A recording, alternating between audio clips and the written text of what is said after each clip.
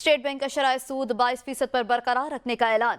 State bank ने monetary policy का ऐलान कर दिया है। स्टेट बैंक ने बाकायदा मॉनेटरी पॉलिसी का ऐलान कर दिया है, जिसके मुतालिक आपको आगाह कर रहे हैं। स्टेट बैंक का शरह सूद 22% पर बरकरार रखने का ऐलान सामने आया है। अहम खबर है, इस मुतालिक आपको आगाह कर रहे हैं। स्टेट बैंक ने मॉनेटरी पॉलिसी का ऐलान कर दिया है, जिसके मुताबिक शरह सूद 22% पर बरकरार रखी जाएगी।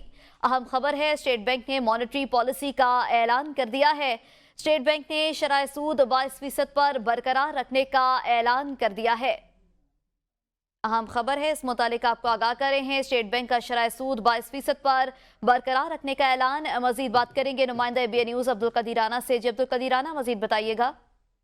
हाँ जी, बिल्कुल। स्टेट बैंक ऑफ पाकिस्तान की जो ज़री पॉलिसी कमेटी है, आज उसका इजलास हुआ और उसमें जो है तमाम जो गुज़िश्ता मॉनेटरी पॉलिसी थी उसके तमाम चीज़ों पर जो है गौर व खोज किया गया और इसमें ये फैसला किया गया कि जो बैंकों का शरह सूद होगा वो गुज़िश्ता जो मॉनेटरी पॉलिसी है बल्कि उससे काबिल ये चौथी पांचवी बार है कि जो है ये शरह सूद को 22% पर जो है स्टेट बैंक ने बरकरार रखा है।